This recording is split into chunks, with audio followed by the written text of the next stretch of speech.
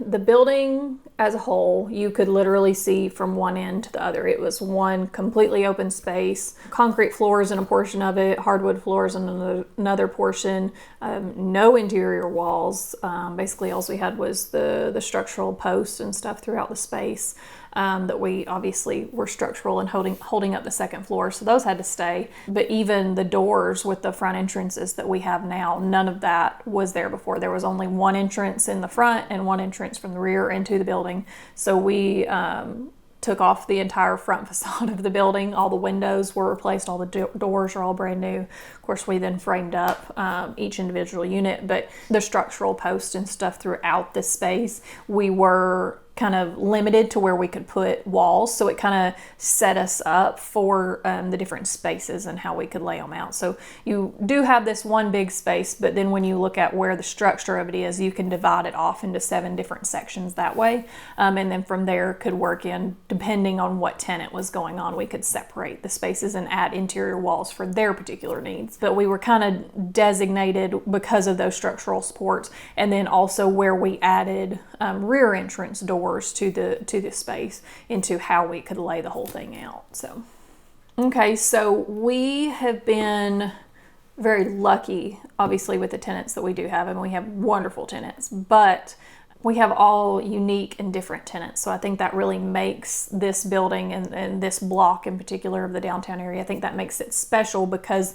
we have such different businesses. They're all small, locally owned businesses. Even though Benchmark Physical Therapy might be a corporate physical therapy place, physical therapists that they have on staff are actually local people that run it, and it's their livelihood and their business. So I even still consider them a small local business because of how they work. But so all of our tenants, from Wink, Begonias, Southern Traditions, Iron Tusk, they're all Three Sisters Candle, Benchmark, whatever. They're all local businesses and people that actually live here in the community and they care.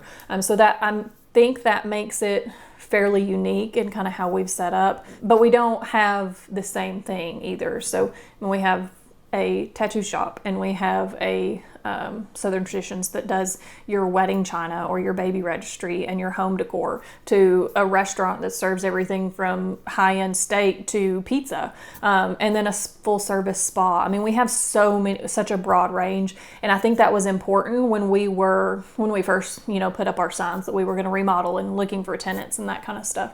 It just really worked out that we got this unique mix of small businesses that wanted to open their businesses in this space. So I think that we got really lucky with who we have because, like I said, all of our tenants are wonderful, but they all bring a unique piece to the puzzle, I guess, of everything that's here. So I think that's really special.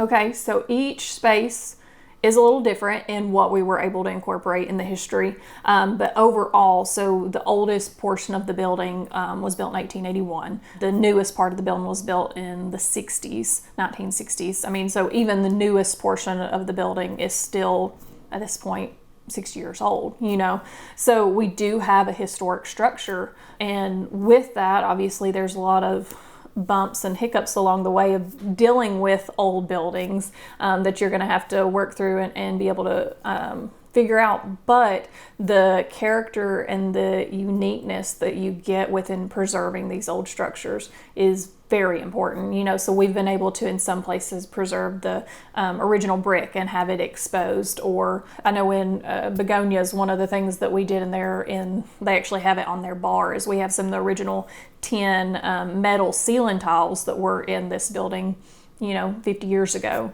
And so we've been able to preserve those and incorporate those in some of the things too. So preserving the history and being able to expose it for future generations to see is really important. But I think it makes this structure unique to itself that way. Preserving the history and the structure that we have within this large building, while also then listening to the client of what each tenant needs for their individual space. Because I mean, a restaurant to a store, or a restaurant to a spa, or whatever, I mean, those are completely opposite ends of the spectrum, of what you're actually designing for. And so being able to listen to the client and figure out what their needs are for that particular space, I think is really important, while also then trying to preserve what the building is.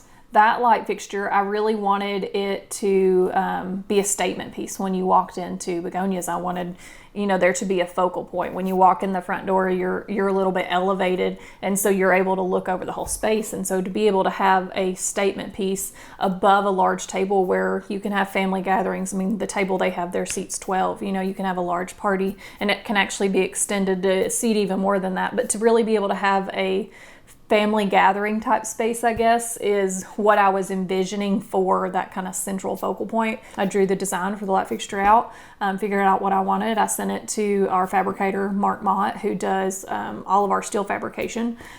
He built it to my specs, and then myself and Ken, who's an electrical engineer, who we actually wired it up and hung it up and everything. So it was literally from start to finish unique creation, but I think it's a really cool focal point for the restaurant there. This particular Benchmark, so they are a corporate company. Benchmark facility out of Chattanooga is actually who reached out to us first. So we're looking to expand. They had a physical therapist who actually lived here, but he did physical therapy at a different location in another city. So they were looking to expand, and they found us. They wanted to be within a historic downtown for kind of that small community feel rather than being in a different location in McMinnville. So this is the location they looked at first. We did look at 2 potential units that we have here before they settled on that one that worked for their space. So since they are a corporate company, they had their own construction crew come in. We worked with them to get the floor plans and kind of figure out how everything was going to work and how it needed to connect, because they have technically a rear entrance and a front entrance. There were some different things with the level changes of the floors and things like that. So we worked with them to narrow down the floor plan and how it's going to work for them, and then their crew actually came in and did the construction. So like I said, we met with them initially to figure out what their needs would be. So they needed obviously a large open floor plan for their different physical therapy clients and needs, but then they also needed a private restroom.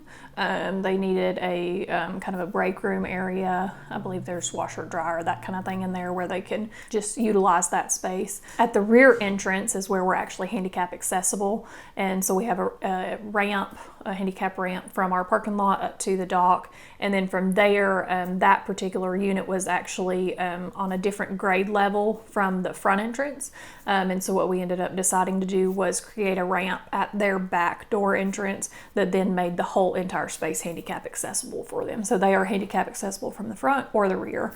So we had to discuss different needs and really what they needed out of the space to be able to make the floor plan.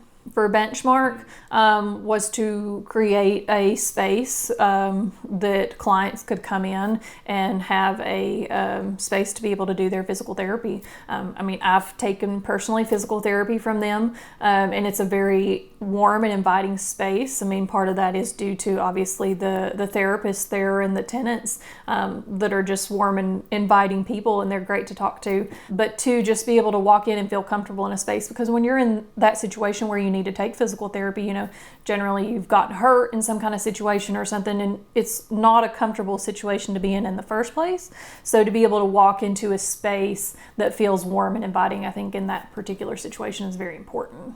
Southern Traditions has been a staple in our community. Dale is somebody who lives in our community, and he is invested and he cares about the people here. And to be able to work with him, because he is, he's a decorator as well, so to be able to work with somebody who has been in business as long as he has, but has a very successful business as long as he has, is really awesome. And to be able to, make sure that we design the space and the floor plan and everything for his needs, to be able to have the space where he needs to wrap the gifts at, or to have the separate china room, or whatever it was that he needed for that space. So to be able to sit down and put on paper exactly how we needed it laid out for him was a really fun process to go through. So Three Sisters Candles, so that is probably one of our smaller units, but she came in to us and wanted to open a candle shop. It's 100% soy-based candles. She makes all of them right here. She is local to our community, but she really needed a space where she could make the candles, so for her workshop, but as well as a place to sell them. She does a really large online business with her candles as well, so to be able to ship them out and things like that. So she needed a space that was work as well as a showroom, because she does have all sorts of other stuff. I mean, she has the candles, but she also has soap. She has t-shirts and gift ideas and things in there. And so there's a broad range of stuff, but to be able to make sure that she has the space to be able to showcase all of that, as well as an adequate amount of space for her to be able to work and make the candles and stuff too, was really important.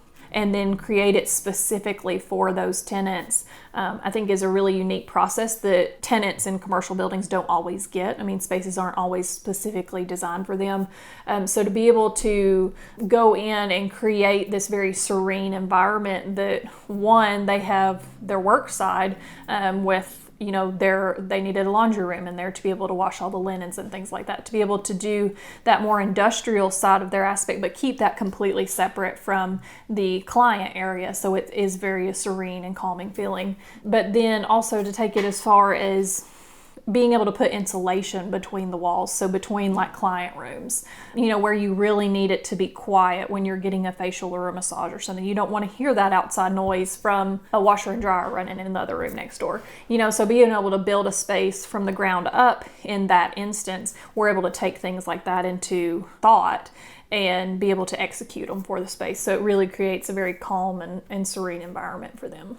There were original windows there, so we didn't have to cut those in or anything. We didn't change the facade in that instance, but they were old, creaky metal windows. A lot of panes were missing. They were not energy efficient at all. So we took the old windows out, and then we had custom storefront windows basically put in place. So they're big open, but they're very energy efficient. They have a tint on them, so it's not super glary while you still get the natural light in. So things like that were very important to be able to bring into the space. Iron Tusk, they are definitely a unique tenant. I think Emmett would agree to that, but they're so much fun. So when we first started talking to them, because there is this whole persona, I guess, to some degree, behind tattoo shops. They're dark and grungy, and bikers are there all the time, you know. And I guess that's just kind of maybe what you see on TV or something like that. And so that wasn't necessarily the vibe, I guess, that we were going for. We wanted, with everything that we had created within our tenants down here, we wanted it to be a really bright and fun and beautiful businesses to be in here. And so we were a little apprehensive at first when we just were discussing a tattoo shop. But then we met Emmett, and he is incredible and so much fun and has this energy to him that a lot of people don't have. And so in designing that space, because it was one big open, it really was just one big room in there, but to be able to have a tenant that wants to be able to like preserve the historic brick that we have on the walls and things like that, and actually take into some of those historical elements in that particular space, it made it a really fun process to go through with them. So in working with Seth, Seth Davis and his wife Savannah, they came to us early on. Honestly, Begonias was our first tenant. They weren't the first one that was able to open, but they were our first tenant that we signed.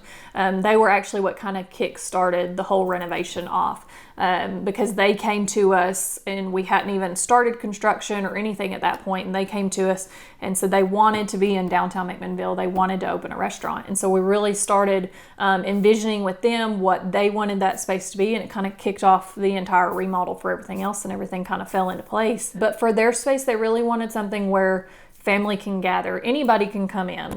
You don't have to be super dressed up to be there. Seth likes to call it, I think, elevated casual. So, you can go have an incredible dinner there. They have an incredible steak. As good as anybody else's, I think. And they have fish, but then they have pizza, and they have handmade pasta, and they have sandwiches and salads, and they have such a wide variety. And part of that is because they do want to be a place where everybody can go and everybody is welcome. And so, you can go and have a date before prom there, or you can go there just on a regular Thursday night and have some beer and pizza, So it's a great restaurant, but in designing that, we wanted it to feel welcoming, inviting, while being obviously aesthetically pleasing too. So we really had to work with them to figure out how they wanted their kitchen to operate and what needs they needed in there. That part of the building is all concrete on the floor. So, I mean, we cut the floor up basically like Swiss cheese and had to run all new gas lines and sanitary water lines or sanitary sewer lines and new water lines, and then had to refinish the floor on top of that. And so in designing a restaurant is very different than a store. There's different codes that come into place and that kind of thing, like how many restrooms you have per how many people are going to be in the building and that kind of thing. So a lot of that stuff had to be taken into account into making that floor plan and what they actually needed and wanted to use the space for. So I'm honestly proud of the businesses, and that's not even necessarily anything that I did. In the fact, I mean, that each of these are small business owners and it's their business. They run it every day. But I'm proud of what I guess we've all created kind of together here, what this building and what all of these businesses have brought to our downtown community. In the fact that 5 years ago almost, this part of the street was dead. There wasn't anything. I mean, you walked out any night of the street, there was not a single car parked down here. Cars would come down here to Vanilla Bean during the day, but at night it was dead. There wasn't anything. It was a dilapidated storefront. It was a building that desperately needed to be remodeled. But now any night of the week you come down here and you can barely find a place to park, because of the businesses and what we have all built down here in bringing these businesses down here and these particular business owners choosing to have their business here. So I'm proud just of what has been created and what has brought to our downtown, because it has helped it grow. It has helped bring more people down here to shop, to eat, the Park Theater with all the concerts they're having. It's really just everything, and everybody working together is really helping our community grow, and I'm really proud to be a part of that. So I really enjoy historic structures, obviously. That's what we have here. I'm also currently working with some clients that their house was built in 1873. Historic structures aren't necessarily the only thing I do, because I've done other houses that were built in the 50s or the 60s, or that maybe not necessarily be considered historic, but have done really wonderful remodels for those clients, and to be able to make a space for their home for them to live in and them to enjoy. So it's not the only thing I do, but I really specifically enjoy the history and the uniqueness and the character that comes from these old buildings. So that to some degree, I really enjoy working on old structures, and anybody that has questions, because there are so many different quirks about these old buildings that you have to work with, in figuring out how they were constructed and how we need to preserve that. But also, a lot of times our historical structures were built much stronger and out of better wood or better lumber than a lot of things that are built now. And so to be able to understand how things like that work and how the construction aspect of it went together is really important to me, and I enjoy getting into kind of the guts of the construction. Yeah, so I am a licensed interior designer. What that means is that I did 4 years at an accredited interior design program, graduated from UTC in Chattanooga. And after that, then you have to work an internship. Then you also have to work for so many hours within the field. And then you have to take a 3-part test. So it's a very strenuous licensing program to go through. It takes years. It's not just something that you can accomplish within 6 months, And so with that background, though, and the schooling and the testing and everything that I had to go through and take to get my license, I've been able to learn so much about this field and how things work, but also know things as far as the codes of what you need to do like I mentioned earlier about Begonias and knowing how many bathrooms you have to have in a restaurant per people, things like that dig into the codes are things that licensed interior designers, architects, engineers, things of that nature. Those are things that you have to know. And I think being an accredited and licensed professional in the interior design business is very important, because we are looking at not only aesthetics and how a space looks, if it's pretty enough or whatever, but we're also looking at the health and safety and how it's going to function, and hopefully that it's here for a long time to come and that it's not just going to fall down in 5 years. We obviously want these structures to be safe for everybody to enjoy them for decades and centuries to come. And so in the licensing and the schooling that I have done, I have been able to take into appreciation how important that stuff is. I mean, because I'm literally designing spaces, one, for people to have their business in and for visitors to come in every day, but I'm also designing places for people to live. That's their homes, that whether it's an apartment or a home or whatever type of residence it is. It's very important that it's safe while also being aesthetically pleasing and a beautiful space overall. So other things I do, I work hand in hand with the client, of course, to do remodels, but I also have product lines as far as cabinetry and countertops and flooring, whether it's tile or LVT or carpet. And so I have all of those product lines that I have worked with those particular brands, I guess, for years, and I trust those materials. I have the reps that I work with, but so I have those materials and those products that I'm then able to also offer to my clients if we're doing a remodel, whether it's a kitchen or something. So I can actually design the kitchen from the guts of tearing the walls down, replacing subfloor, whatever it is, to then putting it all back and putting all new cabinetry and the countertops and the backsplash and the lighting and everything else that goes with it.